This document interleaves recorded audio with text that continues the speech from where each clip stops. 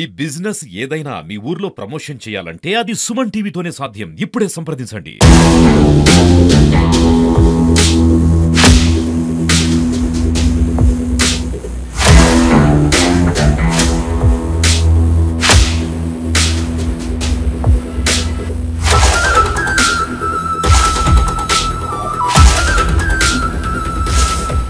Welcome to Suman TV. నేను మీ చంద్ర Yadav.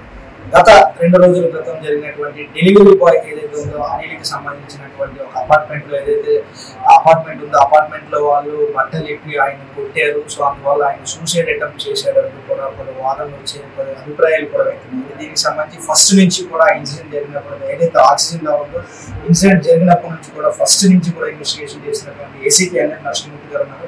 So అసలు ఆ రోజు ఏం జరిగింది అనే విషయాలు అడిగి తెలుసుకునే ప్రయత్నం చేద్దాం. సార్ చెప్పండి, అసలు ఆ రోజు అసలు ఏం జరిగింది సార్? యాక్సిడెంట్ హౌస్లో మనకి శుక్రవారం నాడు ఒక స్విగ్గీ బాయ్కి ఒక అపార్ట్మెంట్ ఫ్లాట్ ఓనర్ ఆర్డర్ పెడితే ఆయన ఆ డెలివరీకి వచ్చినప్పుడు ప్రాపర్గా అడ్రస్ ఆయన లొకేట్ చేయలేకపోయింది. కానీ అది ఆ రోజు ఎటువంటి సమాచారం ఎవరికి కూడా లేదు.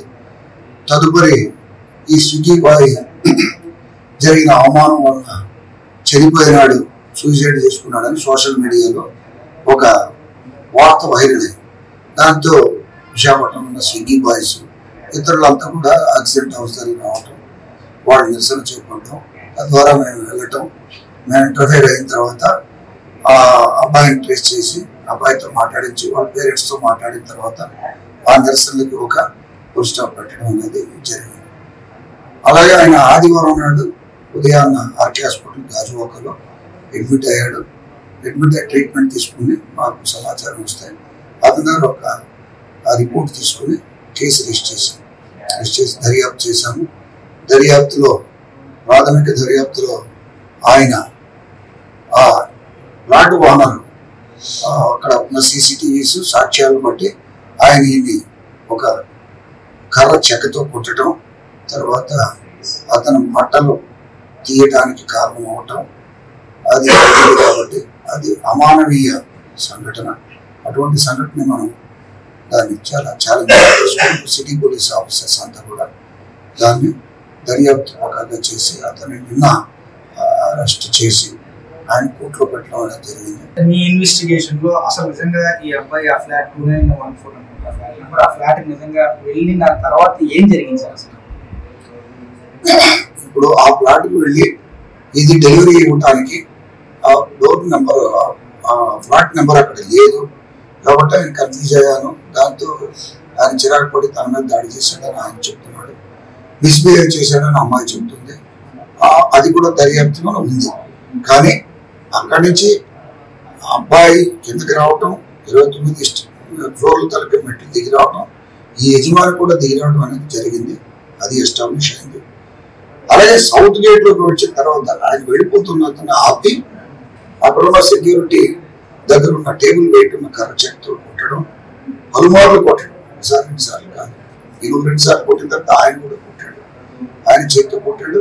దాంతో కొట్టినందువల్ల పలుమార్లు కొట్టి అతనితో ఒక కాలేజీ బలవంతంగా రాయించుకుని అతను పట్టలో తీసి బయటికి పంపించడం అనేది అది చాలా హీనస్కరం, అది చాలా ఇన్హ్యూమన్ కాబట్టి అరెస్ట్ చేసి కోర్టులో పెట్టాం.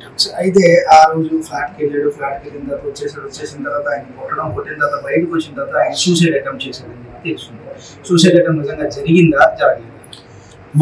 మాకున్న దర్యాప్తులో ఆ విషయం ఆయన 60 ఫుటేజ్ ఉంది. ఆయన వచ్చిన తర్వాత మోటార్ సైకిల్ మీద షర్ట్ అది వేసుకొని వెళ్ళిపోయినాడు. అక్కడైతే ఏంటంటే సాక్ష్యాధారాలు మాకేమి లభించాయి. సో ఆ రోజు రాత్రి నుంచి సుమారు 9:30 నుంచి కూడా రాత్రి వరకు కూడా పోలీసు మీతో పాటు సుమారు ఒక 20 మంది వరకు కూడా పోలీస్ ఆఫీసర్లు అందరూ కూడా ఇంత లేకుండా డ్యూటీ చేశారు. ఇంత ప్యానిక్ సిచ్యువేషన్ ఎందుకు వచ్చింది?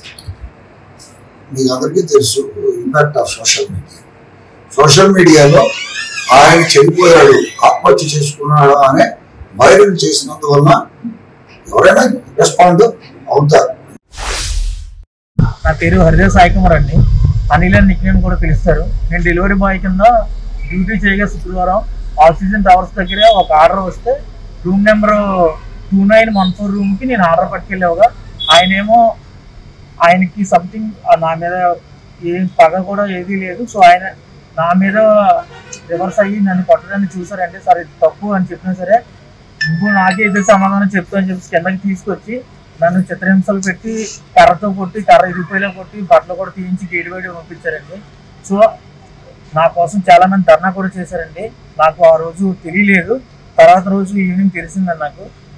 దాన్ని బట్టి ఇది నాకు న్యాయం చేయాలని, వాళ్ళని శిక్షించాలని చెప్పేసి నేను కోరుకుంటున్నాను. ఇలాంటిది మళ్ళీ ప్రతి ఒక్కరికి వేరే వాళ్ళకి కూడా జరగకుండా ఇది ఇంతటితో ఆపేలాగా దయచేసి ఇది చేయాలని కోరుతున్నాను. స్విగ్గీ డెలివరీ బాయ్ పైన అత్యంత ఘోరంగా ఈరోజు దాడి చేశారు. ఎవరు చూసినా సరే అంటే ఏదైనా మాటకి సరిగా గౌరవించలేదని చెప్పేసి కారణం చూపెట్టి బట్టలు ఇప్పి కొట్టడం సరైనది కాదు, ఇది ఎక్కడ సాధ్యం కాదు. ఆ రకంగా చేసిన యజమాని ఎవరైతే ఉన్నారో వాళ్ళు వెంటనే శిక్షించాలని చెప్పేసి కోరుతా ఉన్నాం.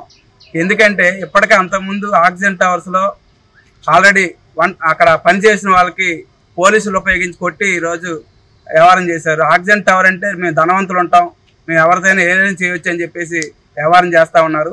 ఆ రోజు కానీ సరైన శిక్షించుంటుంటే, ఎవరైతే ఆ యజమాని సరిగా ప్రవర్తించలేదో వాళ్ళ మీద సరైన చర్యలు తీసుకుని ఉంటే ఈరోజు ఈ స్విగ్గీ బాయ్ పైన ఈ రకమైన దాడి జరిగి ఉండేది కాదు. ఎప్పటికైనా సరే సిపి గారు జోక్యం చేసుకోవాలి, కలెక్టర్ గారు జోక్యం చేసుకోవాలి. ఆయన ఎవరైనా సరే ఆయన మీద పూర్తిమైన చట్టపరమైన చర్యలు తీసుకోవాలి. ఆయన అంటే అరెస్ట్ చేయాలి.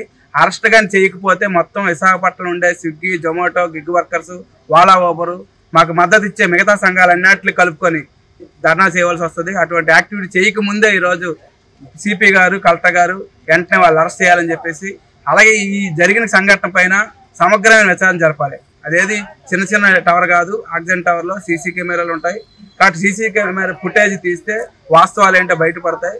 ఆ రకంగా ఎస్సీ అని పేరు చెప్పి, కులం పేరు చెప్పి కూడా తిట్టాడని చెప్పేసి ఆయన చెప్తా ఉన్నారు. ఇక్కడ ఆ రకంగా ఎస్సీ ఎస్టీ కేసు కూడా నమోదు చేయాలని చెప్పేసి కోరుతున్నాం. ఆ రకంగా చేయకపోతే మాత్రం గ్యారెంటీగా మేము పెద్ద ఎత్తున ఆందోళన చేయవలసి వస్తుంది. అటువంటి పరిస్థితి తెచ్చుకోవద్దని చెప్పేసి కోరుతున్నాం.